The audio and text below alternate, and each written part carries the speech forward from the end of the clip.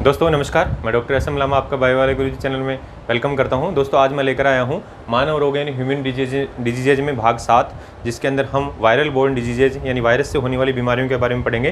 दोस्तों previous class में हमने यानी भाग 6 के अंदर हमने वायरस से होने वाली बीमारियों की एक ट्रिक पढ़ी थी। उस ट्रिक से हमने सारी बीमारियों के नाम याद कर लिए थे। दोस्तों ये ट्रिक बहुत ही इंपॉर्टेंट थी, क्योंकि विभिन्न एग्जाम्स के अंदर जो क्वेश्चन आता है वो यही आता है कि निम्न में से कौन सी वायरस जनित रोग है या नहीं है। तो इस केस में आपको वहाँ पर कई सारे नाम हैं वो आते हैं, और वहाँ पर आपको जब इतने सारे रोग पढ़ने के बाद नाम याद नहीं आता है तो ये ट्रिक बहुत हेल्प करेगी, क्योंकि वहाँ पर आप आसानी से पहचान सकेंगे कौन सा वायरस जनित रोग है या नहीं है। तो दोस्तों यहाँ पर जो ट्रिक बताई थी हमने, सांस रेखा हमें हिट करके पीछे यानी पीछे छोड़ गई, तो इसका मैंने आपको पूरा अर्थ बता दिया था, सारे रोगों के नाम भी बता दिए थे। आज हम शुरू करेंगे इन रोगों के बारे में। यानी हर रोग एक इंपॉर्टेंट रोग होता है और इसके अंदर क्वेश्चन बनने के चांसेस होते हैं। हालांकि हर रोग में 4 या 5 ही टाइप के क्वेश्चन बनते हैं और वो बड़े ईजी हैं, लेकिन अगर उनको पढ़ते नहीं है तो आप कहीं ना कहीं पीछे छूट जाते हैं और कहीं ना कहीं आपका वो क्वेश्चन गलत होने के चांसेस बढ़ जाते हैं। तो दोस्तों चाहे यूपीएससी को हो, चाहे एसएससी को हो, चाहे रेलवे का कोई भी एग्जाम कहिए या फिर रीट का एग्जाम कहिए या फिर पटवार और पुलिस के जितने भी कॉम्पिटिटिव एग्जाम हैं, उन सब के अंदर ये बहुत ही महत्वपूर्ण टॉपिक है। तो इस टॉपिक को तो बिल्कुल भी आपको छोड़ना नहीं है, बिल्कुल भी आपको अनटच नहीं रहना है। इस टॉपिक के गो थ्रू एक बार जाना है और आप इस क्लास के अंदर पाएंगे कि आपको कुछ ऐसे महत्वपूर्ण क्वेश्चन मिलेंगे जो आपको कहने का मतलब किसी गाइड या फिर कहीं पे मिले नहीं थे, और आपको यहाँ पर कई क्वेश्चन तो इस क्लास में आप पाएंगे कि आपको यहाँ पर बहुत सारे क्वेश्चनों के जवाब मिलेंगे, और ऐसे क्वेश्चन भी मिलेंगे जिनको आपने अभी तक पढ़ा नहीं होगा। तो चलिए देखिए, इसमें देखते हैं 1 बाय 1 सारे रोगों के बारे में हम पढ़ते हैं, और इसमें ये पढ़ेंगे कि कौन सा रोग कैसे होता है, इसके क्या लक्षण है, क्या टीका है, क्या इसका बचाव है, या फिर आप कह सकते हैं क्या इसका जाँच है। इस तरीके से हम यहाँ पढ़ेंगे जो काफ़ी महत्वपूर्ण है। तो दोस्तों आइए चलते हैं पहला रोग। तो पहला रोग हमने बताया था इस ट्रिक के अनुसार, और वो था सार्स। तो देखिए सार्स यानी SARS, जिसको हमने सीवियर एक्यूट रेस्पिरेटरी सिंड्रोम, यानी यहाँ पर मैंने वहाँ पर आपको सीवियर एक्वायर्ड रेस्पिरेटरी सिंड्रोम बता दिया था शायद, तो आपको यहाँ सीवियर एक्यूट रेस्पिरेटरी सिंड्रोम इसका फुल फॉर्म याद रखना है। यानी ये एक काफ़ी घातक रोग है और फेफड़ों से संबंधित है और एकदम से होता है। तो दोस्तों यहाँ पर सार्स के अंदर हम पढ़ेंगे कि इसका कारक क्या है, यानी किसकी वजह से ये होता है। तो दोस्तों कारक का नाम पता होना चाहिए, यानी पॉजिटिव एजेंट किसकी वजह से ये हो रहा है। तो यहाँ पर कह सकते हैं कि जो सार्स का जो है ये कोरोना वायरस, अभी जो वर्तमान में चल रहा है वो कोरोना वायरस थोड़ा सा डिफरेंट है, यानी कोरोना वायरस के द्वारा होता है, और इसलिए इसको हमने वहाँ पर उस समय 2003 के अंदर ये बीमारी आई थी, तो इसको SARS CoV virus, SARS CoV यानी सार्स कोरोना वायरस, इस तरीके से नाम दिया था।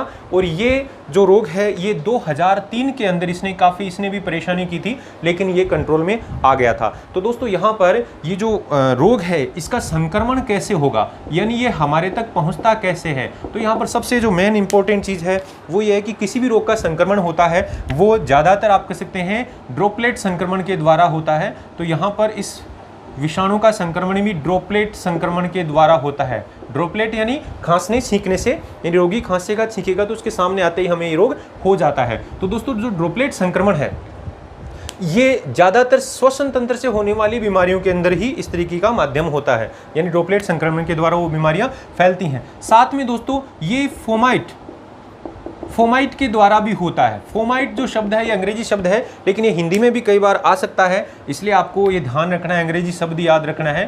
फोमाइट का मतलब है यानी रोगी की वस्तुएं, चाहे खाने पीने की वस्तुएं, बर्तन हो, कपड़े हो, या फिर और कुछ की दैनिक जीवन की जो वस्तुएं हो, या फिर दरवाजे के हैंडल हो, है ना, टॉवल हो, जो तौलिया होता है वो हो, ये तो इस तरीके से सारी चीज़ें फोमाइट में आती हैं और ये सारे के सारे इस रोग को फैलाने में सहायक हो सकती हैं। अब चलते हैं दोस्तों, ये जो रोग है ये कौन से अंग को प्रभावित करता है, यानी प्रभावित अंग कौन सा है। यहाँ पर ये बड़ा इंपॉर्टेंट है, हर रोग के बारे में पता रहना चाहिए कि वो रोग कौन से अंग को प्रभावित करता है। तो यहाँ हम कहेंगे ये श्वसन तंत्र को प्रभावित करता है, यानी मेनली जो फुफ्फुस है यानी जो लंग्स हैं, जिनको हम फेफड़े बोलते हैं, उनको ये प्रभावित करता है। तो ये आपको मेन ध्यान रखना है। अब दोस्तों इसके लक्षण क्या हैं। तो देखिए जो श्वसन तंत्र से संबंधित कोई भी रोग होता है तो उसमें हम लक्षणों को कह सकते हैं कि सबसे पहले तो क्या आता है, बुखार आता है, सर्दी लग के क्या आता है, फीवर आता है, बुखार आता है। फिर उसके बाद में आप कह सकते हैं तेज सर्दी भी लग सकती है, जिसको हम चिल्स बोल सकते हैं, यानी तेज सर्दी, यानी ठंड लगेगी, तो इस तरीके से उसको हम एकदम से मतलब कंपकपी छूटेगी। ऐसे ही दोस्तों अब आप कह सकते हैं आपके जो श्वसन तंत्र से संबंधित है तो आपको खांसी यानी कफिंग भी होगा, खांसी आएगी। और खांसी के अलावा अगर बात करें तो शरीर में बड़ी सी बेचैनी और दर्द रहेगा, यानी आप कह सकते हैं शरीर में दर्द। तो दर्द यानी जो पेन होगा हर जगह, और साथ में बेचैनी रहेगी, खांसी तो आएगी। और इस तरीके से आप कह सकते हैं ये एक तरीके से सर्दी जुकाम की तरह ही देखिए नॉर्मल ही है, लेकिन थोड़ा सा वायरस घातक है, इसलिए इसमें इसको सीरियस लेना चाहिए। तो दोस्तों इसका इलाज क्या है? तो इलाज तो आप कह सकते हैं वही बुखार उतारने वाली दवाइयाँ, साथ के अंदर आप कह सकते हैं कुछ स्टेरॉइड वगैरह हैं, लेकिन ये यहाँ पर कंपटीशन के लिए इंपॉर्टेंट नहीं है। यहाँ पर इसका कोई वैसे कोई स्पेशल टीका भी नहीं बना था उस समय, अभी भी इसका कोई टीका नहीं लगता है, लेकिन इसका एक तरीके से बचाव ही उपाय है, यानी हम रोगी के संपर्क में ना आए तो इससे बच सकते हैं। दोस्तों ये रोग 2003 में हुआ था, तो ये कंपटीशन के अंदर जो है ना इसका यही आता है कि सार्स का फुल फॉर्म क्या है, एक तो सार्स किससे संबंधित है और आप कह सकते हैं इसका संक्रमण कैसे फैलता है, यानी मेन चीज़ है ना यहाँ पर इसका संक्रमण कैसे फैलता है और किस अंग से संबंधित है और ये वायरस जनित है या नहीं है, ये आपको ध्यान रखना है। ठीक है दोस्तों, अब चलते हैं आगे।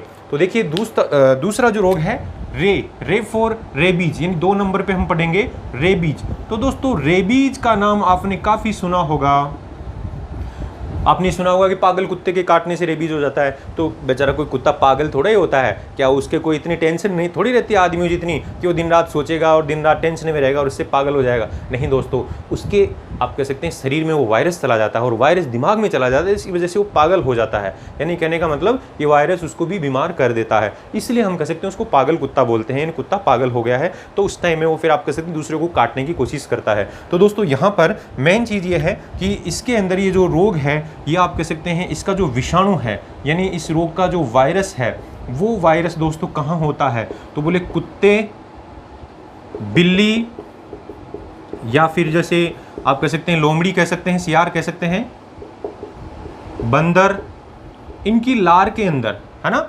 इनकी लार में ये वायरस होता है। दोस्तों आपको ये ध्यान रखना है जितने भी ये जानवर हैं इन जानवरों की लार में इसका विषाणु पाया जाता है। हालांकि इन पे इतना ज़्यादा असर नहीं देखा जाता, लेकिन कुत्ते पे इसका असर देखा जा सकता है। तो दोस्तों कुत्ते के काटने से ये रोग हमें मेनली फैलता है। तो आप कह सकते हैं इसका संक्रमण कैसे होगा? बोले संक्रमण आप कह सकते हैं इसका जो इन्फेक्शन है वो आपको पता है कि साहब अगर पागल कुत्ते के काटने पर, किसके? पागल कुत्ते के काटने पर ये रोग हमें हो जाता है, या आप भली भांति जानते हैं संक्रमण इस तरीके से होता है। अब इसका जो विषाणु है, यानी कौन से विषाणु के द्वारा, एक विषाणु का कोई नाम भी होना चाहिए। तो दोस्तों यहाँ पर देखिए इसका जो विषाणु का नाम है वो है रेबडो विषाणु, यानी रेबडो वायरस। तो यहाँ पर देखिए ये जो रेबडो है इसका स्पेलिंग जो है वो इस तरीके से है रेबडो वायरस, यानी रेबीज है वो रेबडो वायरस के द्वारा होता है, ये आपको ध्यान रखना है। यानी ये विषाणु का नाम है, तो रेबीज रेबडो विषाणु से। तो आपको यहाँ इसमें एग्जाम में जो क्वेश्चन आ सकता है वो एक तो विषाणु का नाम, एक पागल कुत्ते के काटने पर। अब दोस्तों इसके लक्षण क्या हैं, यानी ये रोग किसी को हो जाए तो क्या होगा? तो दोस्तों ये तंत्रिका तंत्र से संबंधित रोग है ये। तो देखो हम कह सकते हैं ये जो रोग है इसके लक्षण क्या आएंगे? बोले आप कह सकते हैं बुखार आएगा, सिर दर्द होगा, और रोगी जो है वो थोड़ा सा उसके लार गिरने लगेगी, यानी लार का गिरना, और रोगी आप कह सकते हैं दूसरों से दूर भागेगा, यानी व्यक्तियों के पास में नहीं आएगा, और साथ में कह सकते हैं उसको पानी से डर लगेगा, पानी से डर। तो दोस्तों ये जो पानी से डर लगता है रोगी को, इसके लिए एक शब्द अंग्रेजी में बनाया हुआ है, उसको बोलते हैं हाइड्रो। हाइड्रो मतलब होता है जल से संबंधित शब्द है, और फोबिया मतलब डर। तो हाइड्रोफोबिया यानी पानी से डर लगता है, इसलिए इस रोग को हम कई बार हाइड्रोफोबिया भी कह देते हैं। तो ये हाइड्रोफोबिया शब्द काफ़ी इंपॉर्टेंट है, बहुत बार एग्जाम्स में पूछा गया है। ऐसे रेबडो विषाणु के बारे में बताना है, ऐसे आपको पागल कुत्ते के काटने के बारे में बताना है कि ये सब इस रेबीज से संबंधित है, और रेबीज एक विषाणु जनित रोग है। अब दोस्तों ये जो रेबीज है ये किससे संबंधित है, यानी कौन से अंग से संबंधित है? तो यहाँ देखिए इस रोग के अंदर हम बात करेंगे कि प्रभावित अंग कौन सा है, यानी इस रोग किस अंग को ये प्रभावित करता है। तो यहाँ पर मैं मूल रूप से आप बताएंगे कि साहब जो तंत्रिका तंत्र है ना उसको ये प्रभावित करता है, तंत्रिका तंत्र को प्रभावित करता है, और तंत्रिका तंत्र में भी मूल रूप से जो केंद्रीय तंत्रिका तंत्र है, यानी जो ब्रेन है, जो मस्तिष्क है, यानी नर्वस सिस्टम में भी जो मस्तिष्क है उसको प्रभावित मूल रूप से करता है। तो दोस्तों ये तंत्रिका तंत्र से संबंधित होने के कारण अब इसमें ये रोग जब फैल जाता है बहुत ज़्यादा, तो आप कह सकते हैं बचना मुश्किल है। तो फिर भी इसके लिए आप कह सकते हैं बचाव है, यानी टीका लाया गया है।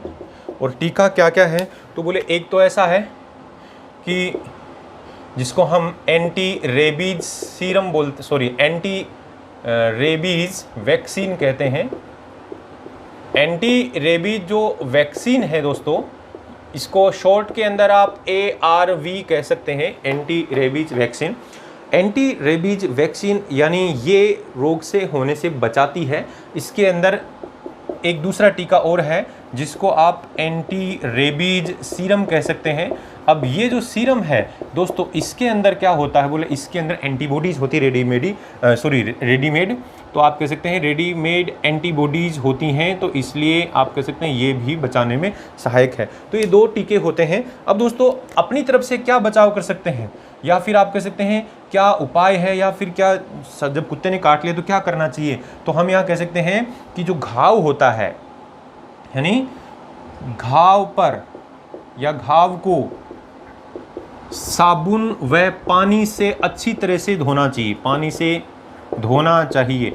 ये लाइन आपको हो सकता है एग्जाम में काम ना आए, लेकिन कभी ऐसा इंसिडेंस हो जाए, भगवान करे किसी को कुत्ता ना काटे, क्योंकि 14 इंजेक्शन लगाने पड़ते हैं, काफ़ी खतरनाक दर्द होता है। हालांकि पुराने टाइम में ऐसे होता था, आजकल वो खतरनाक दर्द वाला यानी जो नाभि के आसपास में जो है वो टीके आजकल नहीं लगते हैं। आजकल जो है ये जो वैक्सीन और जो सीरम है ये जो लगती हैं ये आपके नॉर्मल इंजेक्शन की तरह ही लगती हैं। लेकिन फिर भी जहाँ पर घाव होता है, जहाँ कुत्ते ने काटा है, उसको साबुन से और फिर बहुत ज़्यादा साफ पानी से, यानी कहने का मतलब पानी यूज करो लेकिन बहुत ज़्यादा पानी डालो उस पर, ताकि वो पूरी तरीके से धुल जाए, तो वायरस के अंदर घाव में जाने के चांसेस कम हो जाते हैं। हाथों हाथ ये लगाना होता है। तो दोस्तों ये थोड़ी सी जानकारी देना चाहूँगा, स्पेशली राजस्थान परिवेश के अंदर मैंने गाँव में कई बार देखा है, सुना है बड़े बुजुर्गों से कि कुत्ता काटता है तो उस घाव पे क्या करें, मिर्ची लगा देते हैं, लाल मिर्च है वो लगा देते हैं, जिससे बहुत जलन होती है उस घाव पे। एक तो यानी उस मिर्ची से कोई वायरस मरने वाला नहीं है, उसको दोस्तों साबुन से धोना है और फिर आप कह सकते हैं उसमें बहुत ज़्यादा साफ पानी, शुद्ध पानी से उसको वॉश करना है, ताकि साबुन भी वहाँ से निकल जाए और वायरस भी निकल जाए। तो ये चांसेज होते हैं। फिर इसके बाद में इसकी ड्रेसिंग की जाती है और साथ में टीका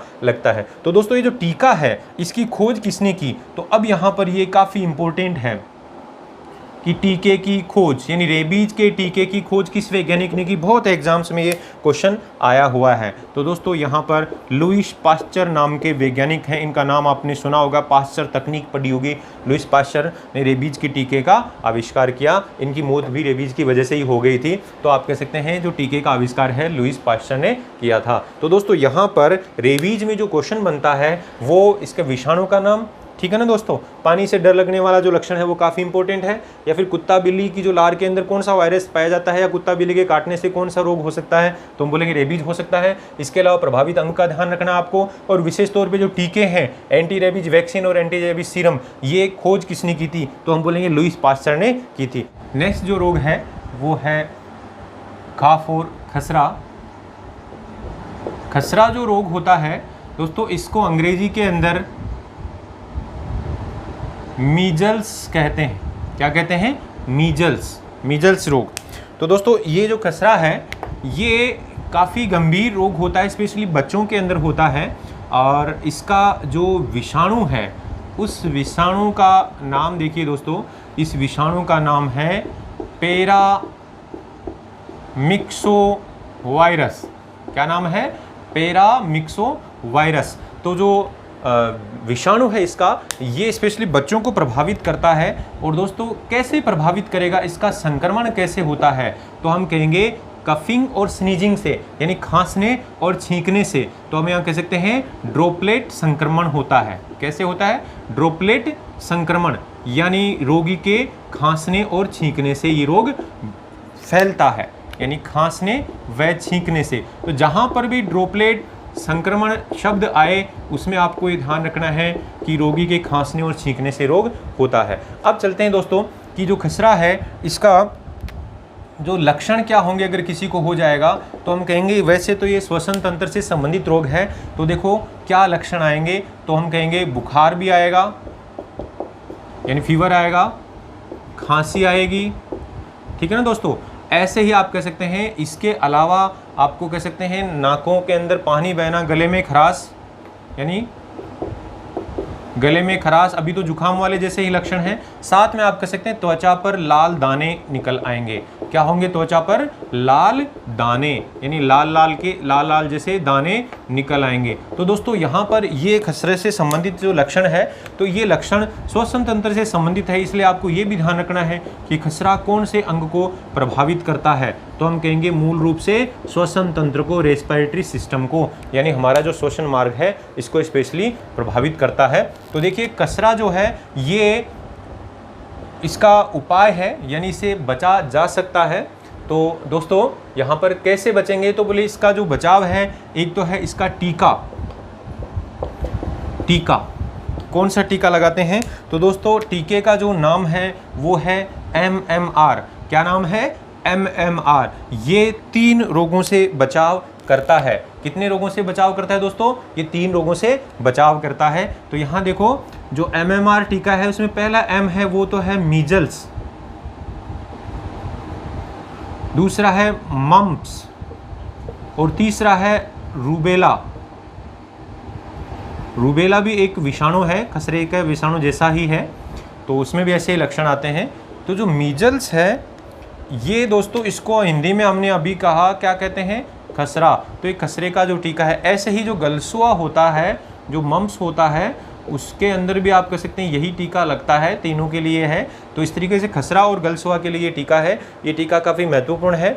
MMR का जो टीका है काफ़ी महत्वपूर्ण टीका है, इसके बचाव के लिए लगाया जाता है। और दोस्तों साथ में एक कंपटीशन के लायक बहुत ही एक महत्वपूर्ण क्वेश्चन है कि कौन सा विटामिन खसरे के इलाज में प्रयुक्त किया जाता है। तो हम कह सकते हैं कि विटामिन जो A होता है ये खसरे के बचाव हेतु, या फिर कह सकते हैं खसरा या खसरे का इलाज, है ना, खसरे का इलाज में ये प्रयुक्त होता है। तो विटामिन A है, ये खसरे के इलाज में प्रयुक्त होता है। काफ़ी महत्वपूर्ण प्रश्न है, यह आपको ध्यान रखना है। ऐसे MMR टीके के बारे में ध्यान रखना है। साथ में आपको ये ध्यान रखना है कि खसरा एक विषाणु जनित रोग है और विषाणु का नाम है पैरामिक्सो वायरस, और ऐसे ये संक्रमण यानी ड्रॉपलेट संक्रमण के द्वारा खांसने छींकने से ये फैलता है, श्वसन तंत्र से संबंधित रोग है। तो ये सारे ही अपने आप में क्वेश्चन आते हैं। तो दोस्तों यहाँ पर टीके का नाम अगर कहीं दे रखा है तो वो तो बहुत ही इंपॉर्टेंट है, ठीक है ना, जनरल साइंस के लिए वेरी इंपॉर्टेंट पार्ट है। किसी भी रोग का कोई टीका है तो ये आपको ध्यान रखना है। फिर चलते हैं दोस्तों, नेक्स्ट रोग है फॉर हर्पीज। चौथा जो है वो है हर्पीज। तो दोस्तों देखो, हर्पीज अपने आप में एक वायरस जनित रोग है और ये रोग है काफ़ी परेशान भी करता है। और इस रोग के जो हम डिटेल में तो नहीं जाएंगे, लेकिन आपको एक सामान्य जानकारी जरूर देंगे कि हर्पीज सिम्प्लेक्स नाम का एक विषाणु होता है। हर्पीज सिम्प्लेक्स या herpes zoster, herpes simplex zoster.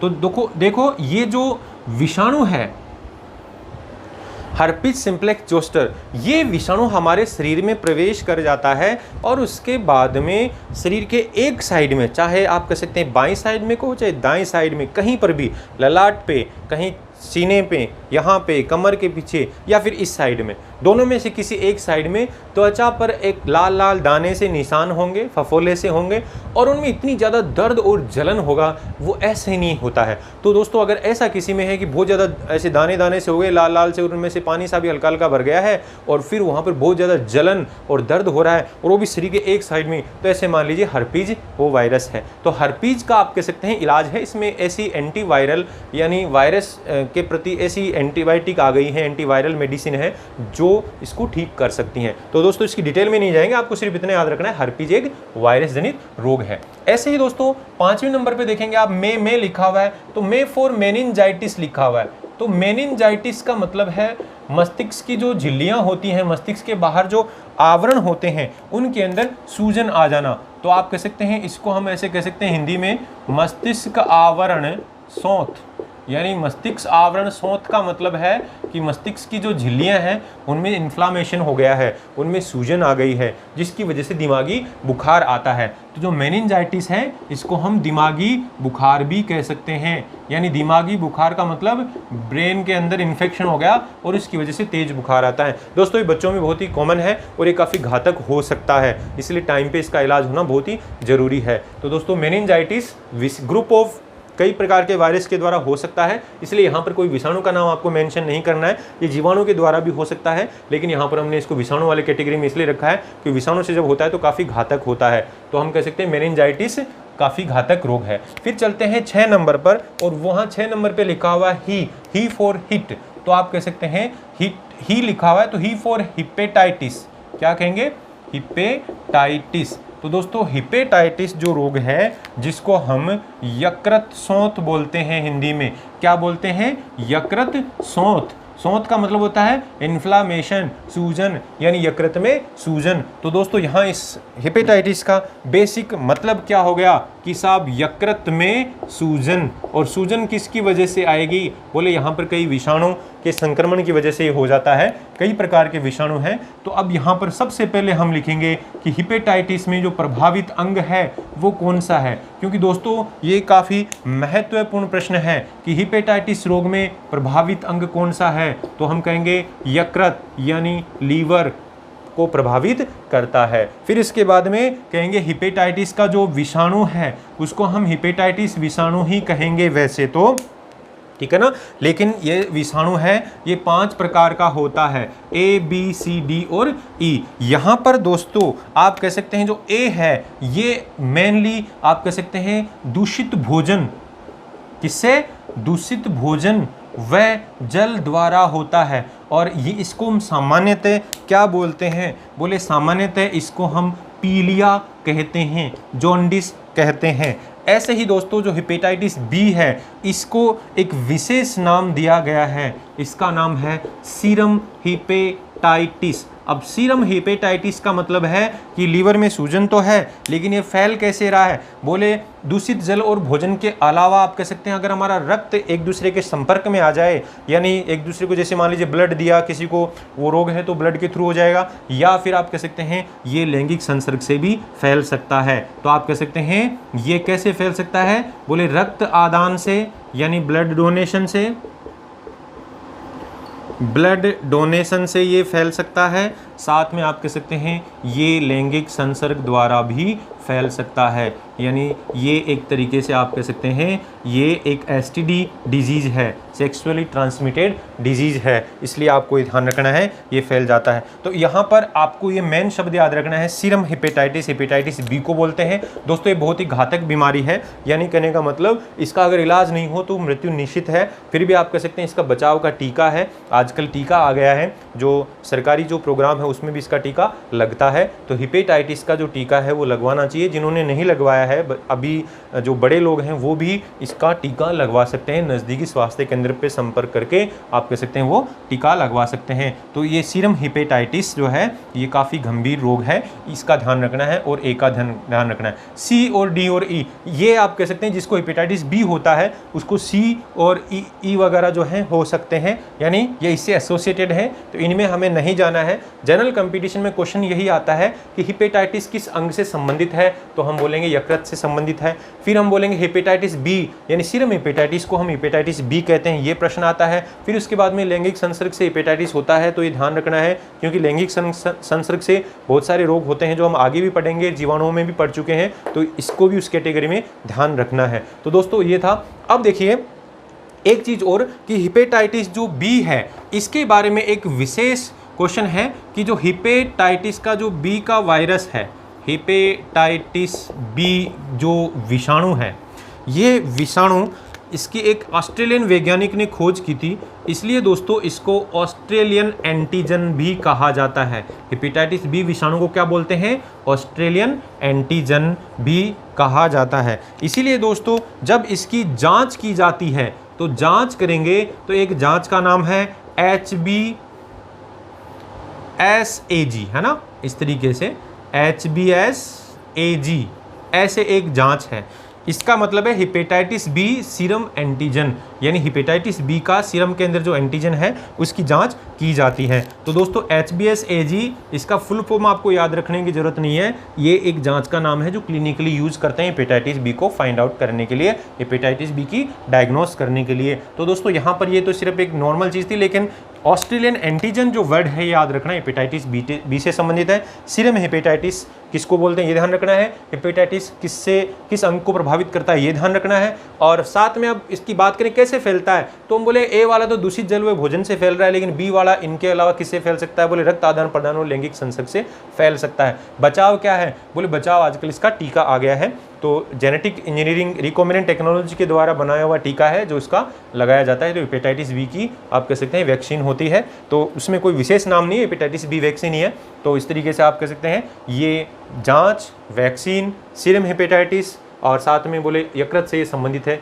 ये आपको ध्यान रखना है। तो दोस्तों उम्मीद है आपको ये क्लास पसंद आई होगी। ऐसे ही हम बाकी जो विषाणु जनित रोग हैं उनको हम नेक्स्ट पार्ट में पढ़ेंगे। तो दोस्तों जल्दी से बायो वाले गुरुजी चैनल को सब्सक्राइब कर दीजिए अगर किसी ने नहीं किया है तो, और साथ में बेल आइकन को दबा दीजिए ताकि आने वाली बहुत ही इंपॉर्टेंट क्लासेस के नोटिफिकेशन आपको